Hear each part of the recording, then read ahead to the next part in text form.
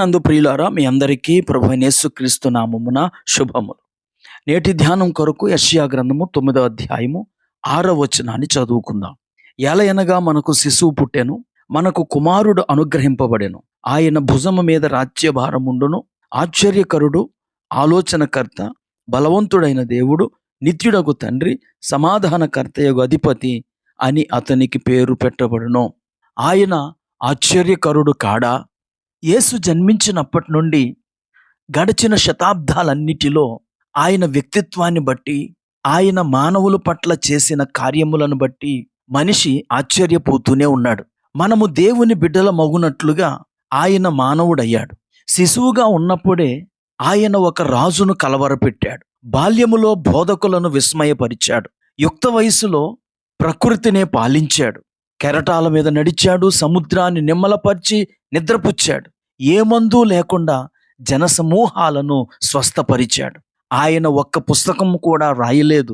అయినా ప్రపంచములోని గ్రంథాలన్నీ ఆయనను గూర్చి వ్రాయబడిన పుస్తకాలతో నిండిపోయాయి. ఆయన ఒక్క పాట గాని ఒక్క చరణం గాని వ్రాయలేదు. కానీ ప్రపంచములో మరి ఏ ఇతర అంశం మీద వ్రాయబడనన్ని పాటలు ఆయనను గురించి వ్రాయబడ్డాయి. గొప్ప వ్యక్తులెందరో వచ్చి వెళ్ళారు. అయినా ఆయన జీవిస్తూనే ఉన్నాడు. హేరోదు ఆయనను చంపలేకపోయాడు. సాతాను ఆయనను వశపరుచుకోలేకపోయాడు. అందరూ ఏదో విషయములో విఫలమయ్యారు గాని యేసు దేనిలోనూ విఫలం కాలేదు. దేనిలోనూ అపజయం పొందలేదు. ఈ పరిపూర్ణుడు, పూర్తిగా భిన్నమైన వాడు, మనోహరుడు. ఎంత అద్భుతమైన వ్యక్తి! ఈయన యందు నాకు ఏ తప్పిదము కనిపించలేదని పిలాతు అన్నాడు. లూకా సువార్త 23:4. ఈయన నిజముగా నీతిమంతుడు అని ఒక శతాధిపతి సాక్ష్యము చెప్పి దేవుణ్ణి మహిమపరిచాడు. లూకా 23:47.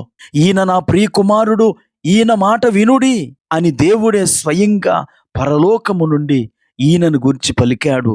మార్కు సువార్త 9:7. ప్రియులరా, క్రీస్తు తన వ్యక్తిత్వములోనూ పనిలోనూ అసమానుడే కాక అతి దీనుడైన విశ్వాసి చేత కూడా రక్షకునిగా, స్నేహితునిగా ఎంచబడతాడు. ఆ యేసు ఆశ్చర్యకరుడు. నేడే ఆయనను ఆరాధించు. ఆశ్చర్యకరమైన యేసును గూర్చి తలపోసి ఆలోచించు.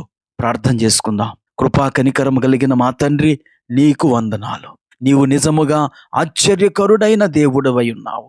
లోకము నీ ఆశ్చర్య కార్యములను బట్టి నిన్ను అంగీకరించి రక్షించబడుటకు సహాయం చేయమని యేసుక్రీస్తు నామమున ప్రార్థించి వేడుకుంటున్నాము. ఆమేన్.